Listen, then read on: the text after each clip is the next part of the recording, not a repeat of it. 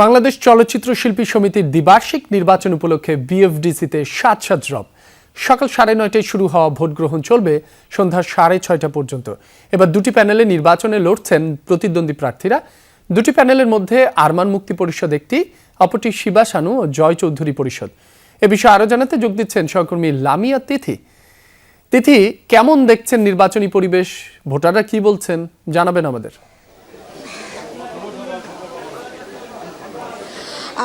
রাবি, যেমনটা জানেন যে 9:30 আসলে কিন্তু কথা ছিল যে 9টা থেকে শুরু হবে, কিন্তু তারপরে কিছু পরিবর্তন হয়েছে সময়, শেষ পরিবর্তনের জন্যই কিন্তু 9:30 থেকে ভোট গ্রহণ শুরু হয়েছে। যথারীতি চলবে কিন্তু 6:30 পর্যন্ত। কিন্তু আমাদের কিন্তু এখান থেকে জানিয়েছেন যে যদি কোনো ভোটার বাকি থেকে যায় তাহলে কিন্তু সেটা 7টা পর্যন্ত ভোট গ্রহণ ভোট গ্রহণ কার্যক্রম যেটি রয়েছে সেটি কিন্তু চলমান থাকবে। আর যেমনটা বলছিলেন যে দ্বিবার্ষিক নির্বাচন, জি হ্যাঁ ঠিক, এটা দ্বিবার্ষিক নির্বাচনই চলছে বাংলাদেশ চলচ্চিত্র শিল্পী সমিতির। এবারের নির্বাচনটা কিন্তু 2026 থেকে 28 সালের মেয়াদ পর্যন্ত চলবে।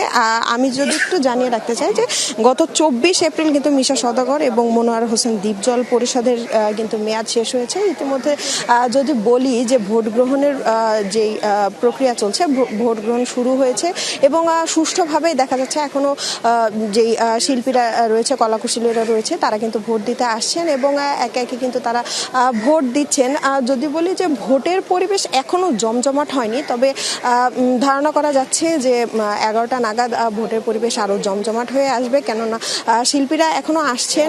একই সাথে কিন্তু এখন পর্যন্ত কিন্তু দেখা যাচ্ছে যে সকল ধরনের যেই দুই পরিষদ রয়েছে, শিবা শানু জয় চৌধুরী পরিষদ এবং আরমান মুক্তি পরিষদ, এই দুই পরিষদের কিন্তু যারা ক্যান্ডিডেট রয়েছেন তারা কিন্তু এখন পর্যন্ত যারা ভোটার রয়েছে তাদেরকে এখনো কনভিন্স করার চেষ্টা করছেন এবং যেন ভোটটা সুষ্ঠুভাবে হয় তারাও সেই প্রত্যাশাই করছেন।